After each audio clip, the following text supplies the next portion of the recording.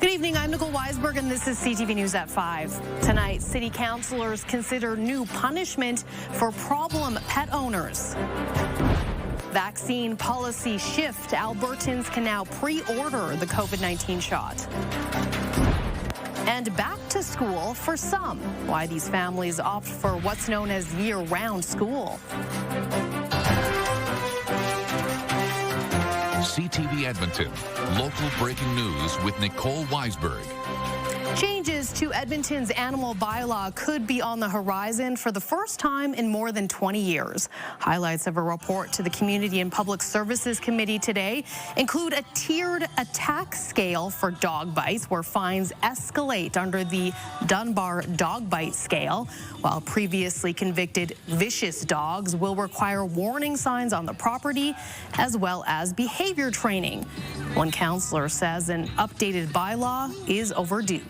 I'm also reflecting on the bylaw being more than 20 years old and in need of some modernization that not only helps reflect today's changing conditions, but shifts in pet ownership as well. Household limits on animals would remain at 3 dogs and 6 cats per household, with a new limit set at 4 rabbits per house. Full council still needs to give its approval before the new bylaw kicks in. An Edmonton man is facing more than a dozen child sexual exploitation charges. 32-year-old Cordell Campbell has been charged with 15 offenses, including luring a child and making child pornography. The charges follow tips from both the FBI and Europol. Police allege Campbell sent sexually explicit photos and videos to an 11-year-old girl in the U.S. that he met over social media in June of last year. They also allege Campbell sent photos and videos to someone he believed was a 13-year-old girl in May of 2023. This happened over a variety of different applications online, and really when it comes down to it, we say it all the time in the office, it's not about which application. There is no such thing as a bad application, it's just the bad behavior that occurs on any given app. Campbell is expected in court next week. An Edmonton woman is warning others about the risk of saying yes to door-to-door salespeople. Olivia Lee says a man came to her door last week offering a discount to pave her driveway with asphalt. He told her they were already working in the area and it needed to be done right away. She agreed to the work and then agreed to let them lay asphalt on her cracked backyard walkway and garage floor for an added cost. She says there are sections already breaking away or lifting, and there are several spots in the garage where anything heavy is sinking into it. I'm sad that I paid them the $5,000, but I'm glad that I realized it before I gave them the other $5,000. I'll do my due diligence from now on. She says the workers gave her a business card and had a website, but when she looked afterwards, she could not find evidence they're a registered or licensed business. Police say people should say no to anyone selling things at their door and take time to do the proper research. The Ukrainian Cultural Heritage Village will not open at all this summer. In April, fire destroyed the visitor center buildings and irreplaceable artifacts. The province says it's still working to clean up and reestablish services to the site. For proper restoration, it says the site will stay closed and upcoming summer events will be canceled. The site's director says they're committed to reopening as soon as possible. For us to be able to rebuild the visitor center, we need to first clean, and that is ongoing. And once we finish that, then we can continue to be able to rebuild and then be able to reopen our doors to the public. The province also provided more details today on what was lost. The destroyed buildings contained a gift shop, exhibition galleries, offices, a conservation lab, collections, curatorial storage, and public washrooms. Some furnishings for the historical buildings were also stored there, as well as original research files associated with the historic buildings. It did say some of those files were digitized in recent years. It added some photos, and all tapes containing original interviews of building informants are at the provincial archives. Well, you can now pre-order a COVID vaccine for the fall, but the cost is not yet clear. Premier Danielle Smith's government announced the policy shift in June. The province will still fund the shots for seniors in supported living and those with underlying medical conditions. Everyone else will have to pay out of pocket. The UCP government says the intention is to prevent wasted doses. A former Alberta Chief Medical Officer of Health says this will instead add a burden to the hospitals and create health inequity. They're the only province that's going to require healthcare workers, the people who put their lives in the line to take care of those people who are infected, are going to be required to pay for their own vaccine. So it's like, as we've said, asking firefighters to pay for their own protective equipment. The number of people who picked up the vaccine last year was 13% of the Alberta population. So the vast majority of Albertans have already made a decision and with their doctor and their own personal assessment of their health to forego the shot. We want to make sure that those who need it can get it, those who want it can also get it. But we don't want to continue with a practice of over ordering and then, quite frankly, seeing the product destroyed, because it is an expensive product. Registering for a vaccine is the first step. An appointment to receive the shot must also be booked at a health clinic. Well, most kids are soaking in the last few weeks of summer vacation. More than 1,000 Edmonton students are already back in class. CTV's Evan Kenny has more on year-round school and why some families choose to return earlier.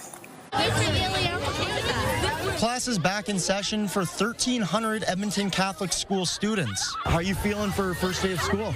Good. A little shaky, like it's nervous, but good. New school is good. It will help you make new friends. While most are excited to be back with friends, some aren't ready for the summer to be over. It's so short. All the schools are reopening during September, but we are opening just August, and it's early August too. Students at St. Alphonsus Elementary Junior High, St. Catherine Elementary Junior High, and St. Teresa of Calcutta Elementary School start 3 weeks earlier than others in Edmonton. They receive the same number of instructional hours because of extra time off in the fall and at spring break. I think it's nice. They get slightly longer breaks during the year and they're learning more of the time. Those longer breaks throughout the year just give everyone a chance to reset and come back focused. Which helps parents too. So we are working. So 2 months is long too. Yeah. For the kids to stay at home. Yeah. So for me it's better to go early. The principal suggests anyone interested in year-round school, give it a try.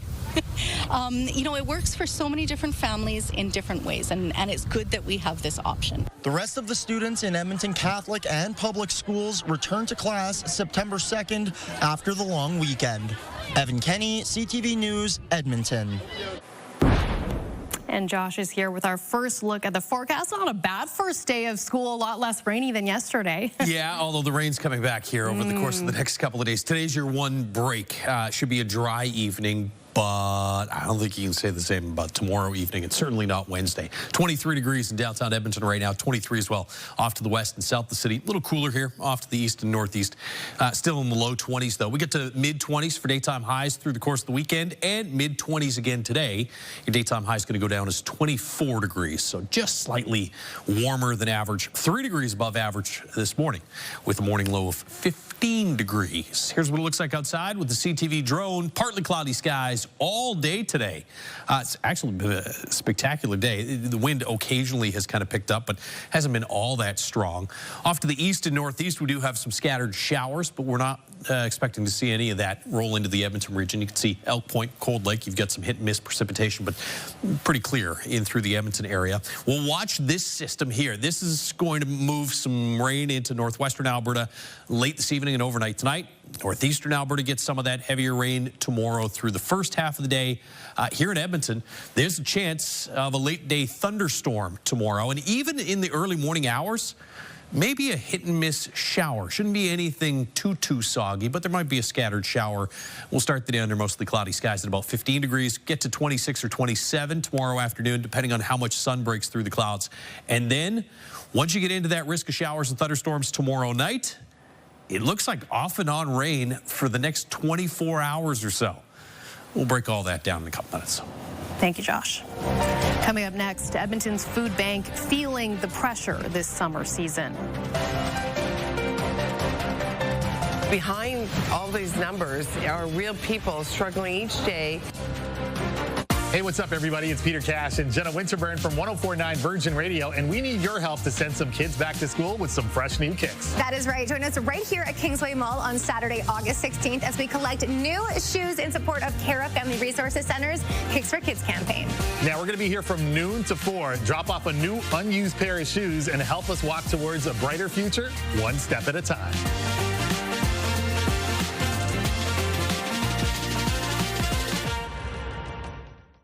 Programming brought to you by James H. Brown Injury Lawyers, the heavy hitters of injury law.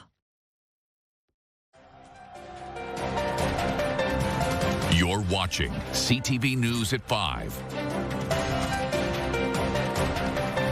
Our city's community league halls are aging, and the volunteers who run them say they need $30 million in urgent safety upgrades.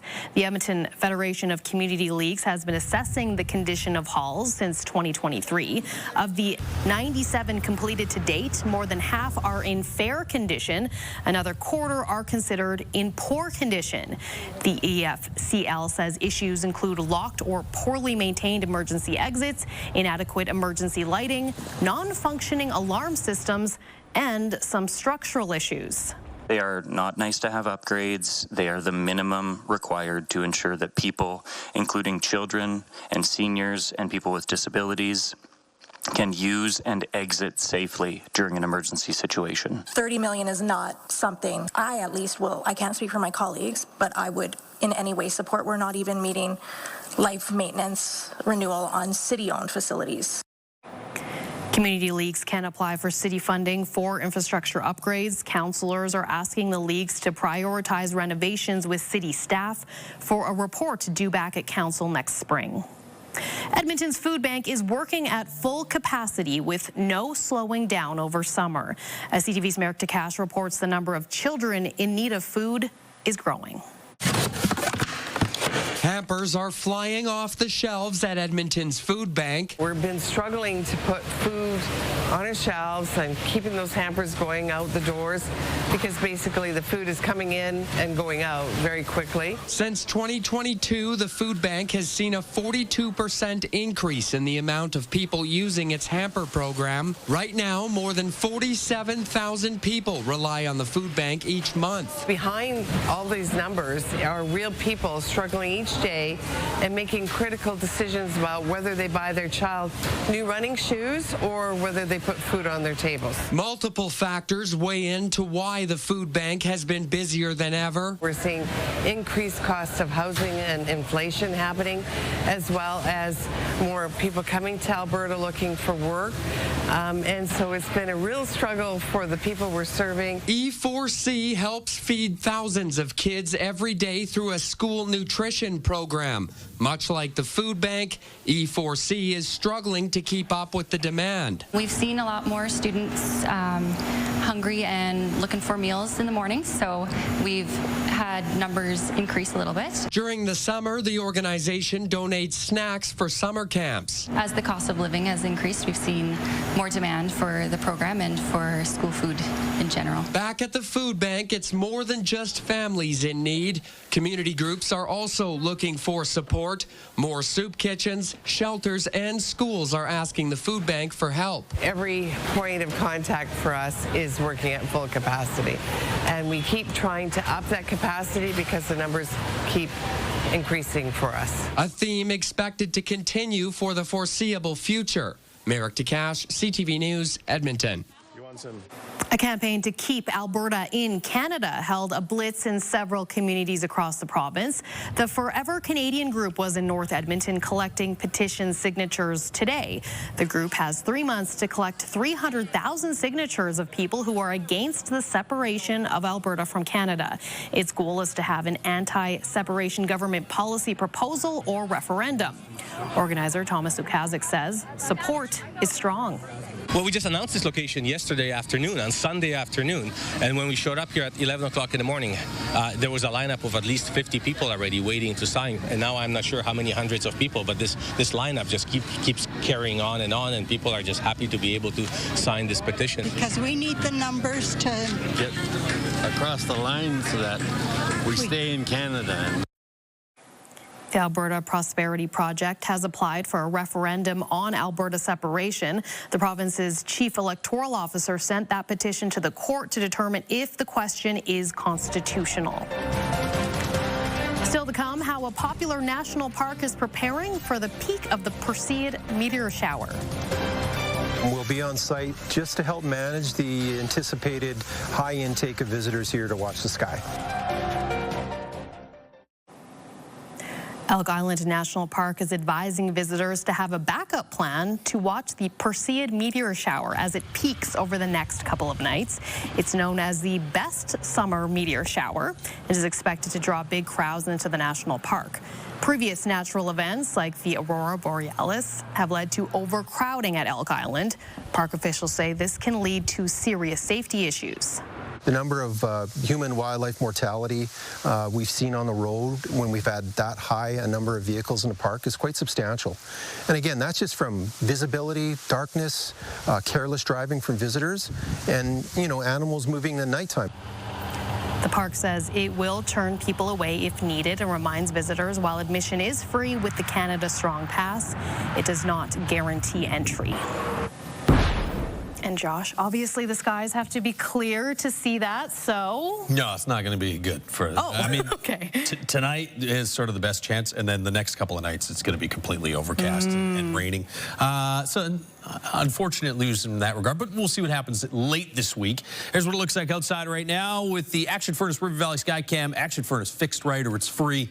24 degrees in Edmonton right now, and that is our daytime high, and I think that's where we're going to stop for the day. We'll get to 26 or 27 tomorrow. 23s, Fort McMurray, Cold Lake, Lloydminster, a little bit warmer there in Grand Prairie and Jasper, sitting at 26s currently, and those are their daytime highs. Scattered showers here across parts of northeastern Alberta. You can see lightning strikes are all on the Saskatchewan side. We're watching this area of low pressure as it gets set to move east across northern Alberta here over the next 24 hours. So that overnight tonight will bring some rain between Peace River, high level.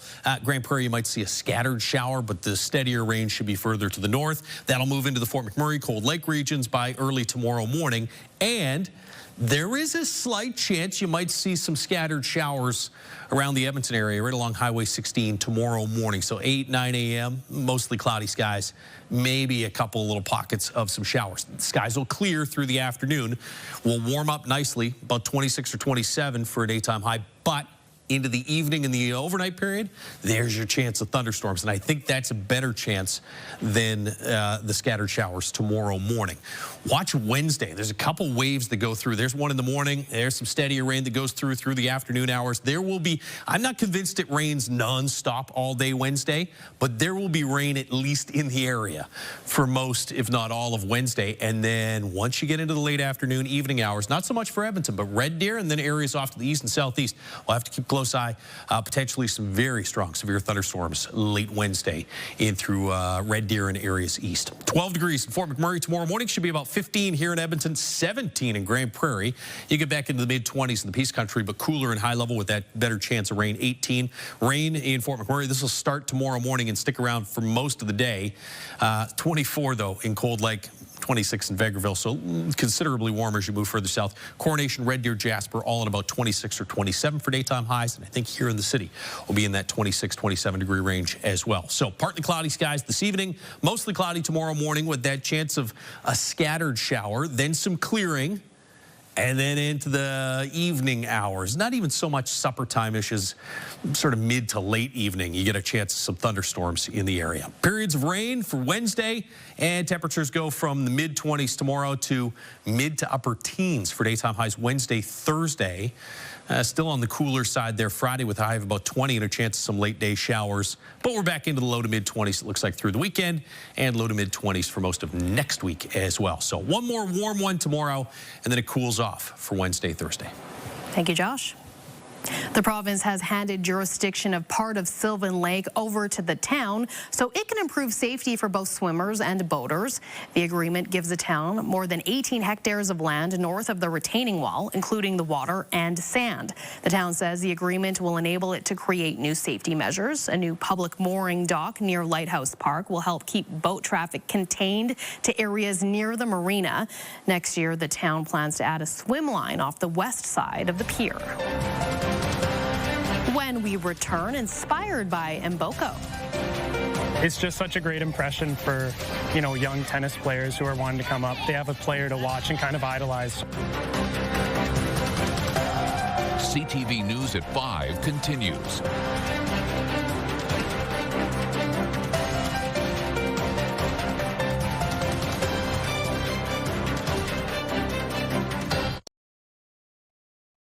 Programming brought to you by James H. Brown Injury Lawyers, the heavy hitters of injury law. There's buzz around the sport of tennis after 18-year-old Victoria Mboko dominated the National Bank Open, becoming the third Canadian to win the tournament. CTV's Merrick Takash now on how her win is impacting young players here in Edmonton. A big moment for Canadian tennis. We love cheering for our own. We're Canadian proud. Vicky Mboko denied the odds to win this year's Canadian Open. Just last year, she was ranked 351st and had to battle her way into the tournament.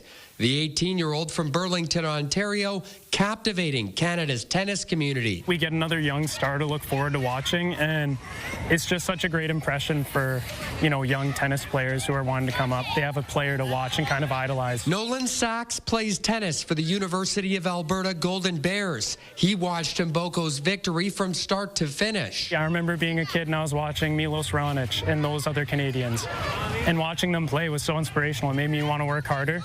And it felt great to feel like you're a part of something, right? Sachs is in the middle of instructing a summer camp put on by the Edmonton Junior Tennis Society, where some younger players are also celebrating Mboko's big win. I heard everybody subestimating her, that she got it. Excited. Well, my favorite player didn't win, but I'm still happy about the player that won. Organizers say kids as young as 4 years old are starting to explore the sport at summer camps. They think Mboko's victory will help serve up excitement at all ages. It definitely inspires them to keep going, to kind of strive for that, to maybe be a high-performance player, and just to keep going in the sport. Mboko is now the top Canadian in the world tennis rankings at number 24. Merrick Takash, CTV News, Edmonton. And that is our show for this Monday night. Thank you so much for watching. CTV National News is next.